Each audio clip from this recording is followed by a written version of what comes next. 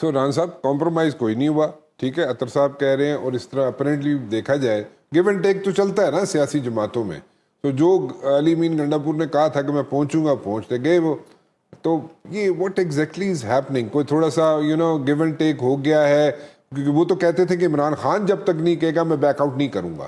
سو کیا خان صاحب نے بیک آؤٹ کر دیا یا کیا, what exactly is going, there is lot of confusion. جیسے اب بیرسٹر گوہر جائیں گے خان صاحب سے ملنے, اور وہاں پہ کیا بات ہوتی ہے تو آ کے بتائیں گے خان صاحب نے اب کیا لاہے عمل دیا ہے. لیکن یہ جو گیو اینڈ ٹیک کی ران صاحب بات کر رہے ہیں, ماشاء اللہ ہم کٹھے کتنا عرصہ صحافت کی, 35 سال تو ہو چلے ہیں.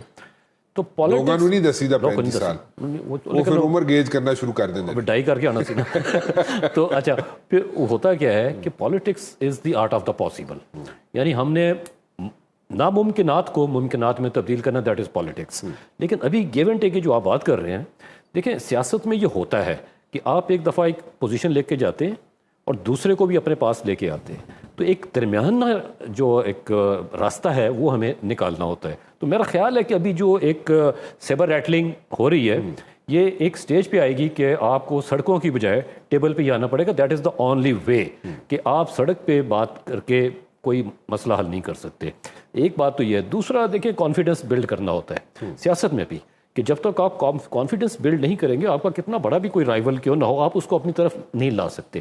تو لہٰذا حکومت چونکہ بڑی ہوتی ہے, اقتدار میں بھی ہوتی ہے, حکومت کو کچھ ایسے اقدامات کرنے ہوتے ہیں کیونکہ ریسیونگ اینڈ پہ ہوتی ہے, اور ملک کے حالات بھی اس کے سامنے ہوتے ہیں, معاشی, سیاسی, سماجی, سب ان تمام چیزوں کو سامنے رکھتے ہوئے میں اسی پہ کسی طرف آنا چاہ رہا تھا کہ دیکھیے ایک بہت بڑا ایونٹ پاکستان میں ڈپلومیٹک ایونٹ ہونے چلا جا رہا ہے, جس میں تمام ایشیا کے ممالک, سینٹرل ایشیا کے ممالک, ہمارا نیبر انڈیا, وہاں سے بھی ان کے فارن منسٹر آ رہے ہیں.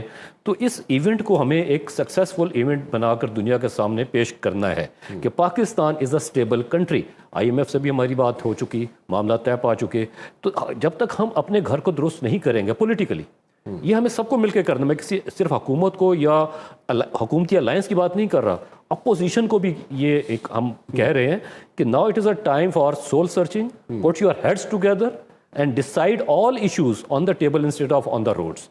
یہ آپ کو کرنا ہوگا. SCO summit is very important, you are absolutely right, because پہلے تو ہم SCO سمٹ جب جتنے بھی ہوئے اس میں ہم آبزرور تھے. پاکستان واز جو ہے اس کا آبزرور کا اسٹیٹس تھا. ناؤ وی آر اے ممبر. ٹھیک ہے, اب ہم ممبر ہیں, اور ٹھیک ہے اس میں انڈیا کو زیادہ اچھا نہیں لگ رہا ہوگا شاید کہ ہم اس میں ممبر بن گئے ہیں اور اتنی امپورٹنٹ پوزیشن ہے ہماری SCO سمٹ میں.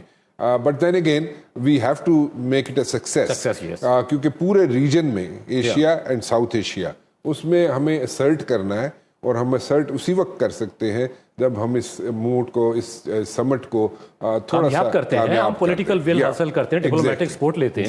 جی ہاں.